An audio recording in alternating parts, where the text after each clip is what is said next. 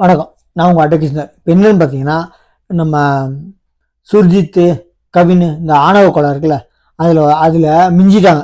இவர் ஆக்சுவலி மிஞ்சிட்டார். யாருன்னு பார்த்தீங்கன்னா, கர்நாடகாவில் ஒருத்தவங்க அவங்க பொண்ணும் பையனும் வேற ஒரு சமூகத்தை சேர்ந்த பையனும் காதலிச்சிருக்காங்க.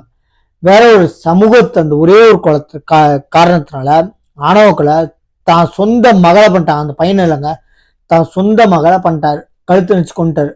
சரிங்களா? கழுத்தை நிச்சு கொண்டு மாட்டிக்கோமோ என்னமோ ஒரு காரணத்தினால விஷ பால் டைல் இருக்குல்ல, இந்த மாதிரி பூச்சி மருந்து எடுத்து வாயில ஊற்றிட்டாரு இந்த பொண்ணு வாயில செத்ததுக்கு அப்புறம். சரிங்களா? சாவடிச்சிட்டு அதுக்கப்புறம் இவரும் கொஞ்சம் வாயில ஊற்றிட்டு நாடகம் பண்ணியிருக்காரு. அதனால இப்போ என்கொயரியில இவர் தான் பண்ணன்னு தெரிய வந்திருக்கு, ஆணவ கொலைன்னு தெரிய வந்திருக்கு. இது எங்கன்னு பார்த்தீங்கன்னா கர்நாடகா மாவட்டத்தில். ஆக்சுவலி எல்லா ஊர்லயும் எல்லா ஸ்டேட்லையும் நடக்குதுங்க, வெளியே தெரியறது ரொம்ப கம்மி. இப்போ என்னன்னா, இந்த கவின் வழக்கில் சுர்ஜித் அரெஸ்ட் பண்ணியிருக்காங்கல்ல, எல்லாரும் சொல்றாங்க. அந்த சினிமா இண்டஸ்ட்ரியில இருந்து வந்தவர் கூட ஒருத்தர் ஃபைனான்சியல் ப்ரொடியூசர், அவர் சொல்றாரு, ஏன் ஜாதிக்காரன் உள்ள போயிட்டு அதான் கவலை இருக்கான், செத்தவனை பார்த்து கூட கவலைன்னு ஒரு வருத்த கூட பண்ணலாங்க. கொலை பண்ணிட்டான், கொலை பண்ணது பாப்பா அவன் வாழ்க்கை போச்சுன்னு கஷ்டமா இருக்கான். ஏங்க உங்க ஜாதிக்காரன் கஷ்டப்படுறீங்க. நான் என்ன சொல்றேன், உங்க ஜாதினா ஒருத்தன் இப்ப நீங்க தொண்டையில ஏதோ விக்கிச்சு, ஏதோ சிக்கிக்குச்சு, ஒரு டம்ளர் தண்ணி குடிச்சாலும் தப்பிப்பீங்கன்னா, யாரு இப்போ ஒருத்தர் கொண்டு வர தண்ணி அவர்கிட்ட நீங்க எந்த ஜாதி என்ன ஏதுன்னு கேட்டுதான் கொடுப்பீங்களா? எங்கங்க இது அறிவு கேட்டதான், பக்கா அறிவு கேட்டதானா இந்த ஆணவ கொலைங்கள அடிவளுக்கும். இப்போ தாவேக்கா யாரு, ஆதவ அர்ஜுனா இருக்குங்கள, தமிழ்நாடு வெற்றிக்கலாம், அதோட ஆதவ அர்ஜுனா இப்போ சுப்ரீம் கோர்ட்ல தனி சட்டம், தமிழ்நாட்டுக்கு தனி சட்டம் ஆணவ கொலை கொண்டு வாங்க அப்படின்னு போட்டிருக்காரு. எப்படி பாக்குறீங்க? இது வரவேற்கத்தக்க. ஆணவ கொலை செஞ்சுட்டு வருஷக்கணக்கில் அலையலாம், நம்மளுக்கு என்ன அப்படின்னு ஈஸியாக நினைக்கிறாங்க. இப்போ தண்டனைகள் ரொம்ப கடுமையாச்சு.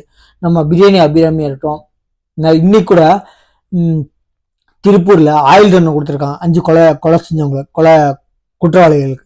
அந்த மாதிரி நான் சொல்றேன், மேற்கோள் காட்டி இப்போ நிறைய ஸ்டேட்டுங்க அபிராமி பிரியாணி கேஸை நிறைய பேர் மேற்கோள் காட்டியிருக்காங்க. யாருன்னு பார்த்தீங்கன்னா, கர்நாடகா கோர்ட்ல நம்ம மினிஸ்டர் எக்ஸ்எம்பி பிரஜ்வல் ரேவண்ணா அவருக்கும் சாகர் அவருக்கு சேரதன்னு இருக்காரு. அதே மாதிரி சேரதன்னு இருக்காங்க. அவனுக்கு ஆக்சுவலி அதே எதை மேற்கோள் காட்டாங்கன்னா, பிரியாணி அபிராமி கேஸ.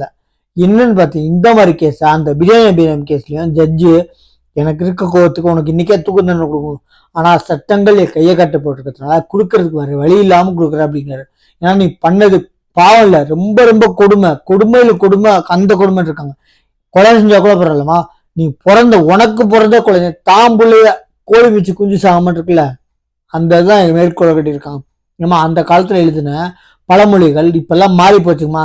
கோழி மிச்சு குஞ்சு சாகாமன்னு அந்த காலத்துல இந்த தனக்கு பிறந்த குழந்தைய கொண்டிருக்க இச்சதுக்காக உனக்கெல்லாம் என்ன தண்டனை கொடுக்கணும், சாகிற வரைக்கும் சாக அப்படின்னு சொல்லி தண்டனை கொடுத்துருக்காங்க. பாருங்க இப்ப ஆணவ கொலைங்க எப்படி போயிட்டு இருக்கு. இச்ச சந்தோஷம் இந்த மாதிரி திருமணத்தை மீறிய உறவுகள் எக்கச்சமாயிடுச்சுங்க. நம்ம சேனலை தயவுசெய்து சொல்றேன், சப்ஸ்கிரைப் பண்ணிட்டு பாருங்க. தேங்க்யூ.